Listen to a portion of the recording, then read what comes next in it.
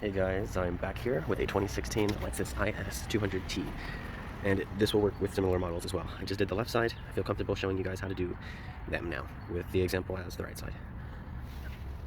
So they look pretty good to me, at least. There's a little ridge there, actually, but I think it's fine.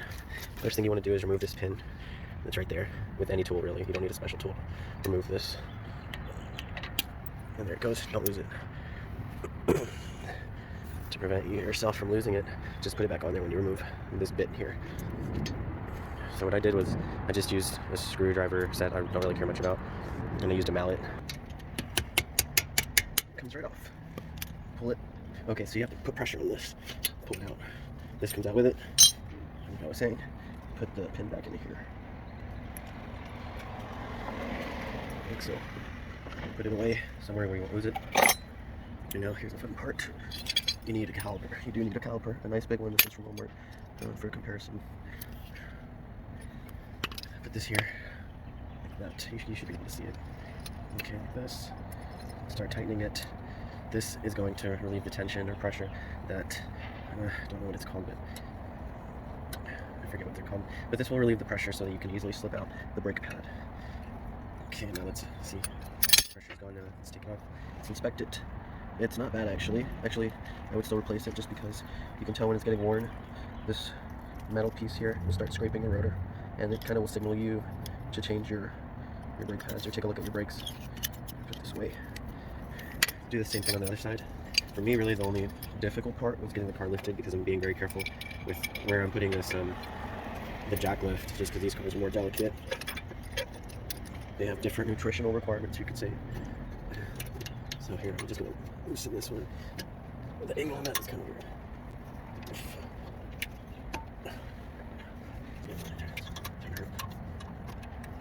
Better.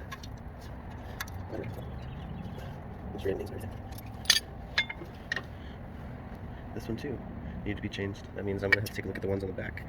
But not right now. The ones in the front are usually the ones that get worn the most. New pads from AutoZone. We're going to put some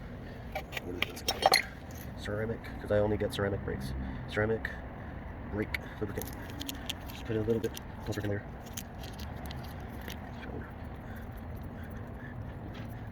It's in there. And it should fit good. You have to be a little careful, I guess. I had trouble with the left side. I felt like it wasn't slipping in place, and that's because I didn't relieve enough tension. And there are several ways, to relieve the tension. This just takes some trial and error, but just take your time when you're doing this. You don't want to mess anything up.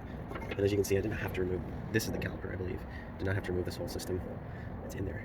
But let's put that lubricant on there.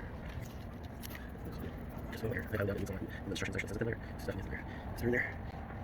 You don't want to touch the lubricant on the brake caliper. And now everything goes in backwards. This and this. Let's put it in. You can see, yep, you can see. Alright, this goes in there. Let's take out the pin and don't lose it. Okay, put it around somewhere.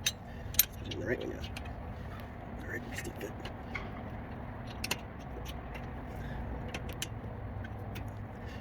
Okay, now we put the pin back in.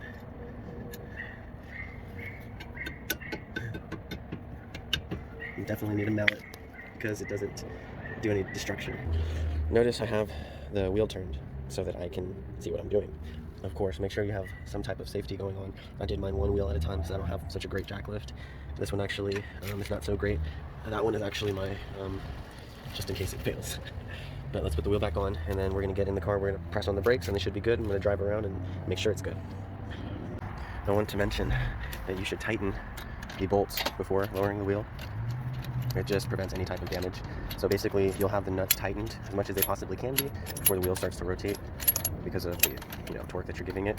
At that point, it's good. So just do that to all of them, and then you tighten it to spec. I don't have a tool to actually do that, so I'm just going to go by feel. That's not recommended, but I'm going to because I feel like I got plenty of experience. I'm not going to over tighten it, but once they get tight, drop the wheel and tighten it. That's it. Excuse the mess. Just pump it a few times. When there's pressure, you can relieve the pressure, and once it's like, you can tell, yeah, we're good here now. I'm gonna go ahead and drive her around just to double check, and we're good to go.